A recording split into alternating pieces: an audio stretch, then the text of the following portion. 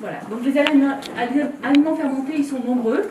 On en dénombre environ 5000 à l'échelle mondiale qui sont consommés. Donc c'est des travaux de l'équipe de Tamang et Al en 2010 qui estiment ce nombre de produits fermentés consommés. Nous, on connaît bien tout ce qui est pain, yaourt, fromage. On connaît moins les produits asiatiques, donc le miso, en particulier à base de soja, les produits végétaux fermentés, notamment également le tempeh, qui est à base de soja, ou le kéfir, ici à base de produits laitiers. Donc, qu'est-ce que c'est que cette fermentation? Cette fermentation, c'est un ensemble de réactions biochimiques qui va se passer dans la matière première, mettant en œuvre des micro-organismes qui sont très divers, des bactéries, des levures, des champignons. Ils peuvent être naturellement présents dans la matière première, on va parler de fermentation spontanée, ou on peut les rajouter, et on va parler de starter, de ferment qu'on va rajouter à la matière première. Donc au cours de ce processus biochimique, il va se passer via un environnement contrôlé, un aérobie, la présence de sel. Il va se passer différentes réactions et on va dégrader des substrats pour produire des molécules bioactives ou d'autres produits et arriver à cet aliment fermenté.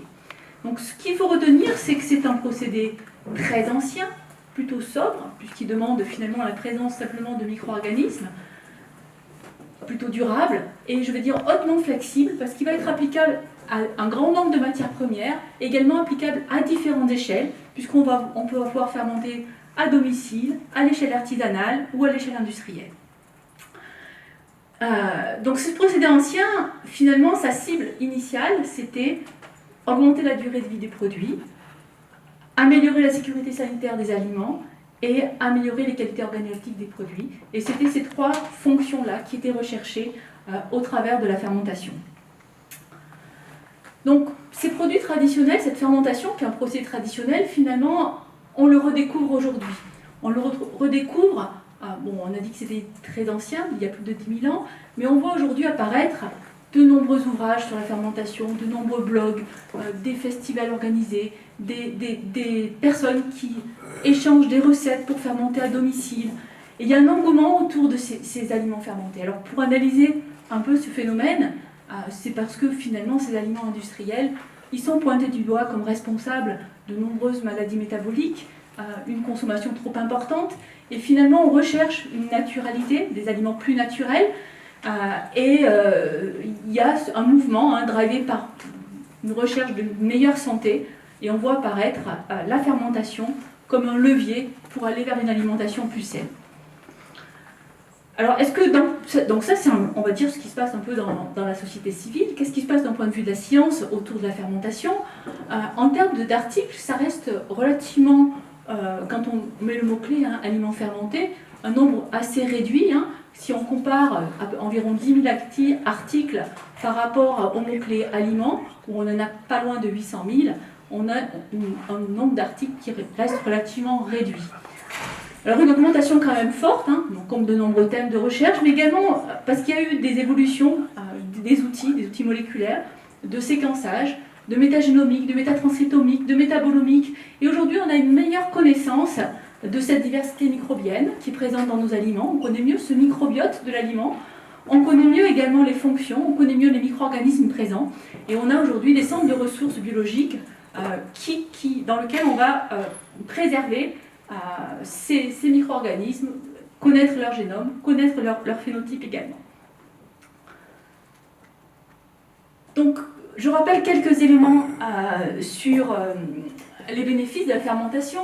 Donc, le premier, c'était conserver, historiquement, c'était conserver la matière première agricole.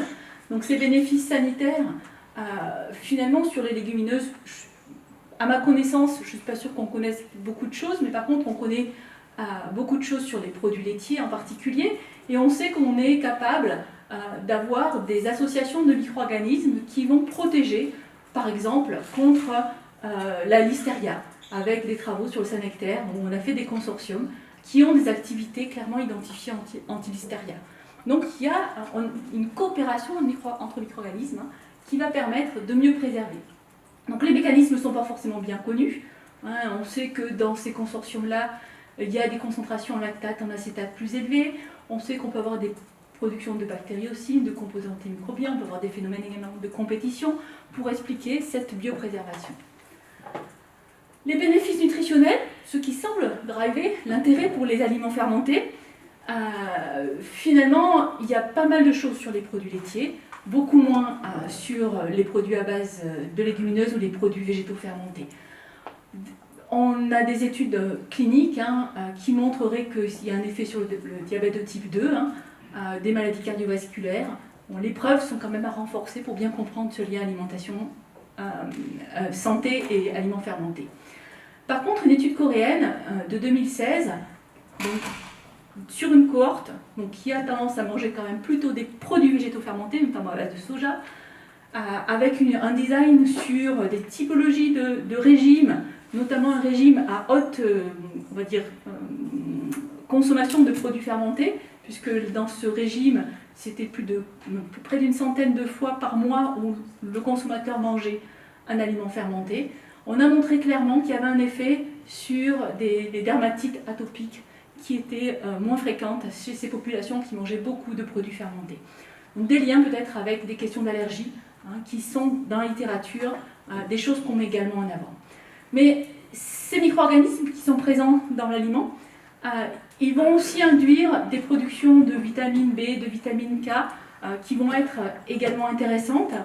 On va pouvoir produire des peptides bioactifs, on va pouvoir réduire la présence d'allergènes et puis réduire la teneur en alpha-galactoside, en acide phytique, tannin, des composés qui sont présents dans les graines de légumineuses et qui peuvent également poser problème, notamment en termes de fixation des minéraux ou en termes de confort digestif.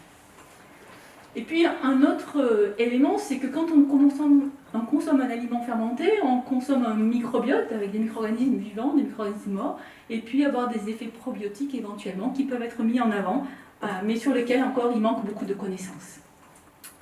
Alors un bénéfice important, c'est les bénéfices sensoriels. Voilà, les produits fermentés, c'est des produits hauts en couleur, hauts en goût, et je ne vais pas plus commenter que ça la diapo. Voilà, à partir de lait de vache, on fait plein de fromages, à partir de soja, on fait aussi plein de produits. Et tous très différents, qui montrent quand même la capacité des micro-organismes à diversifier cette matière première. Donc maintenant, après ce volet un peu général, on va rentrer un peu plus dans le dur sur les légumineuses et naviguer entre tradition et innovation. Donc je vous rappelle ici les types de fermentation qu'on va pouvoir trouver dans la vraie vie. Donc on parle de fermentation dite spontanée, lorsque ce sont des communautés microbiennes qui se trouvent naturellement présentes, qui vont conduire à la fermentation. On parle de fermentation raisonnée, lorsqu'on va, soit à partir de ces communautés microbiennes qu'on va isoler, les réensemencer, soit à partir de nouveaux ferments dans la matière première, pour faire des aliments, alors soit plutôt traditionnels, soit plutôt nouveaux. Et pour ces aliments nouveaux, j'ai mis des produits qu'on voit aujourd'hui apparaître sur le marché, à base donc, de légumineuses en particulier, ou également ici, ça doit être à base d'amandes ou de noix de cajou. Donc, quelques mots sur les aliments fermentés traditionnels. Donc, parmi ces 5000 produits fermentés consommés à travers le monde, environ 5000, quand on regarde de près, finalement, c'est essentiellement du soja et quelques produits à base de caroube. Donc, si on regarde un peu plus loin, quelles sont les communautés microbiennes mises en œuvre pour ces produits-là? Donc, on va pouvoir classer les micro-organismes selon leur appartenance à leur groupe phylogénétique. Donc, on trouve des firmicutes. Parmi ces firmicutes, les plus présents sont les bacilles, les bacillus, également des bactéries lactiques. Pour ce qui est des eucaryotes, donc des levures et des moisissures, on trouve tout ce qui est rhizopus et aspergillus en particulier. Et puis le phylum des protéobactéries, des actinobactéries, voilà, on trouve un certain nombre de micro-organismes. Mais ce qu'il faut retenir, c'est que ce n'est pas une ou deux bactéries, mais bien une communauté microbienne qui va transformer ces graines de légumineuses. Donc on a une diversité et une abondance importante qui va être pilotée également par l'environnement dans lequel va se dérouler la fermentation. Donc des exemples, avec des produits plutôt asiatiques, du natto en particulier, où on voit que les espèces de type Bacillus vont pouvoir permettre de texturer le produit en produisant par exemple l'acide gamma-polyglutamique, en donnant un caractère collant à la graine de soja. Alors, ce qu'il fallait retenir, excusez-moi ici, c'est que c'est des fermentations dites alcalines, contrairement aux fermentations dont on a l'habitude plutôt nous avec nos produits. Ce n'est pas une fermentation acide, c'est une fermentation plutôt à pH élevé. Encore une fois sur le soja, avec ici plutôt des moisissures utilisées. On va trouver le miso, le soufou, le tempeh. Donc là, encore une fois, on peut avoir une alcalisation du milieu, et puis une grande diversité des propriétés sensorielles. Alors, ce qui se passe pendant la fermentation sur ces graines, c'est qu'on est capable de consommer certains sucres, notamment les alpha-galactosides, qui sont des sucres non fermentescibles, excusez-moi, mais plutôt au niveau digestif, et qui vont induire des inconforts digestifs. Et la fermentation va permettre de réduire ces sucres. Donc ces aliments fermentés traditionnels, finalement, ils sont quand même peu adaptés au goût des consommateurs occidentaux. Et nous, on a plutôt l'habitude de ce type de produits-là, donc de ces nouveaux aliments fermentés. Donc ces nouveaux aliments, finalement, on en voit deux grandes catégories émerger. Des produits alternatifs aux produits laitiers frais, avec des teneurs en protéines variables, mais pas très élevées. Et puis on voit apparaître également des produits encore alternatifs aux produits laitiers, mais qui se rapprochent plus d'un fromage, avec des teneurs en protéines plus élevées. Donc il y a des travaux sur la farine, sur également des fractions protéiques, des isolats protéiques de pois, et dans l'objectif d'améliorer la digestibilité de ces protéines, d'améliorer l'élimination de facteurs antinutritionnels, et également les propriétés sensorielles, et notamment la diminution de notes vertes indésirables, donc ici en particulier dans le cas du pois. Mais c'est vrai pour toutes les légumineuses. Dans la littérature, on trouve beaucoup de défauts sensoriels associés à ces graines de légumineuses, et aux fractions également, aux farines et aux fractions. On a identifié ces défauts, à l'origine de ces défauts, comme des composés volatiles, notamment des aldéhydes ou des pyrazines, mais également des composés non volatiles, comme certaines saponines, des isoflavones, qui sont également responsables à la fois de notes vertes, mais également d'astringence et d'amertume. Alors, on parle de notes vertes, mais également de binny of flavor. Et cette note binny est quelque chose de très complexe, puisqu'on l'associe à la fois à des notes de moisi, de terreux, de poussiéreux, de moisi, de poudré et de noix et de verre. Donc vraiment des défauts sensoriels très spécifiques. Donc là, un exemple des travaux qu'on a pu conduire, qui nous a essayé de démontrer qu'on pouvait aller vers des aliments fermentés nouveaux, en démontrant un concept de formulation microbienne, basé sur la connaissance d'écosystèmes microbiens laitiers, qu'on a souhaité prendre ces connaissances-là pour aller fermenter des protéines de pois. Donc on avait choisi le pois parce que finalement il y a un marché mondial assez dynamique autour du pois, et puis des produits alimentaires qui contiennent du pois sont en grande progression, puisque plus de 80% de plus sont arrivés sur les linéaires entre 2013 et 2015. Mais ces défauts sensoriels qui sont très importants, notamment ce binny of flavor. Donc la stratégie expérimentale qui a été utilisée donc, au GMPA a été de dire on va prendre soit des gels 100% pois, soit éventuellement avec un mixte de lait, et on va dans un premier temps structurer cette matrice, et puis également formuler des consortia microbiens, des associations de micro-organismes, en regardant leur potentiel de s'adapter à leur nouvelle niche écologique, et également d'avoir un effet barrière et des propriétés sensorielles améliorées. Et ensuite, on a fermenté des gels. Donc, quelques mots sur l'assemblage des communautés. Donc, on est parti sur l'expertise de comment fonctionne un écosystème laitier, avec des populations qui vont se développer dans le temps de façon séquentielle, des firmucides qui vont d'abord cataboliser les sucres, des bactéries d'affinage, actinobactéries, protéobactéries, qui, elles, vont plutôt cataboliser les protéines d'acides aminés et les lipides, et puis enfin les champignons. Donc on a travaillé par des associations spécifiques de chacun de ces groupes, et on a regardé la description sensorielle, la croissance, le pH, également si ces assemblages étaient capables de contrôler la flore endogène initialement présente. Donc de cet ensemble, donc on a fait plus de 320 associations, on a sélectionné 10 consortia qui sont présentés. Alors, avant de parler de ce que l'on a sélectionné, un mot quand même sur la maîtrise de la flore endogène. Même si dans ce travail-là, on était sur une fraction d'une farine, qui était un isolat protéique de pois, il persiste une flore endogène, notamment des bacilles, et on s'est rendu compte que c'était pas si simple de pouvoir la maîtriser. Et donc on a fait du métabarcoding, on a identifié l'ensemble sur le témoin et sur l'ensemble des consortia microbiens testés. On a regardé les espèces prokaryotes et eucaryotes qui étaient présentes, et on a pu noter que certains écosystèmes n'étaient pas capables de maîtriser la flore endogène, et que celle-ci se développait. Et donc on n'a pas pu retenir ces écosystèmes-là. D'un point de vue sensoriel, donc, pour montrer comment c'est difficile, notamment c'était des bacillus. Et en France, faire monter avec des bacillus, si c'est possible en Asie, en France c'est compliqué, c'est pas possible. Donc on a essayé plutôt de les contenir via les autres espèces microbiennes. Donc l'exemple de la carte sensorielle obtenue, donc ça c'était une méthode qui s'appelle la méthode CATA, Check All That Apply, donc où le panel était invité à dire, d'un point de vue de l'odeur, le descripteur qui sentait pour chacune des associations. Donc en rouge, ce sont les descripteurs sensoriels, et en bleu, ce sont les associations des micro-organismes. Donc ce qu'on peut noter, c'est qu'on a des écosystèmes microbiens qui sont capables de donner plutôt des notes fruitées, fleurs, également herbes, d'autres écosystèmes qui vont plutôt donner des notes de chocolat, grillé, caramel, et d'autres écosystèmes qui vont plutôt aller sur des notes étables, fromage, etc. Donc on peut piloter vraiment la partie aromatique en fonction de l'écosystème microbien.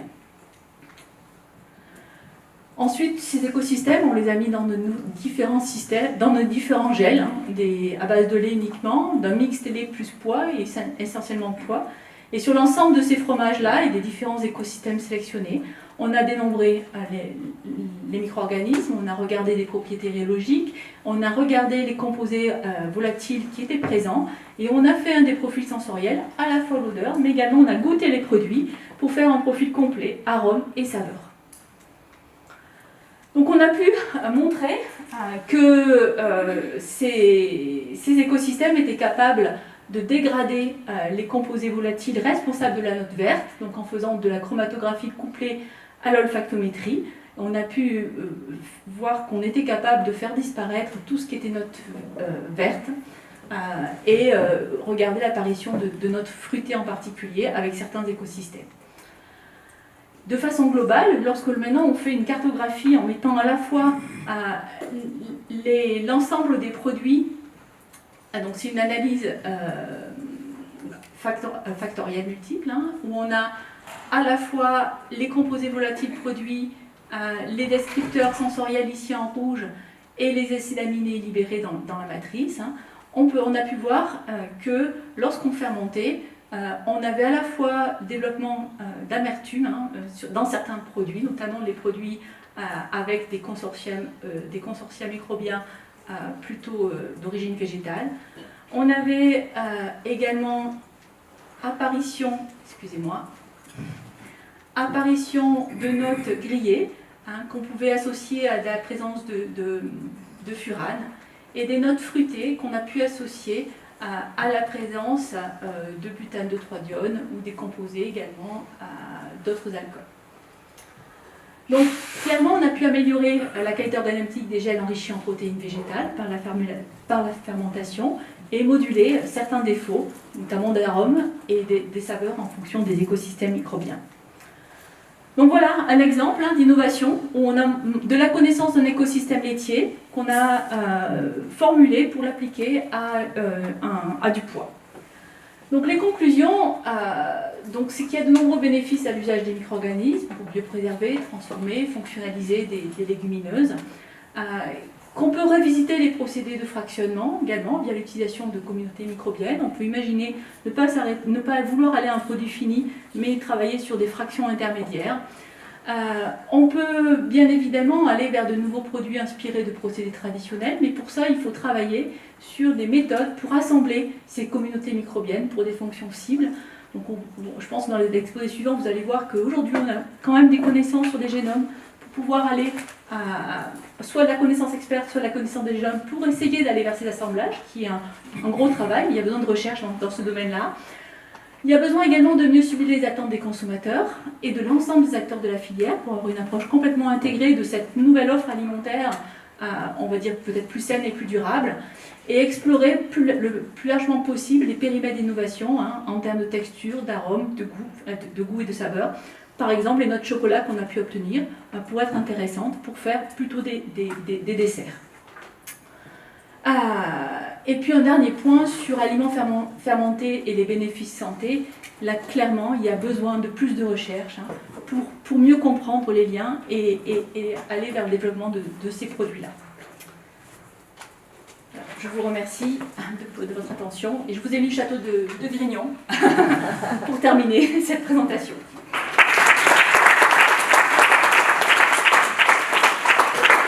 Merci.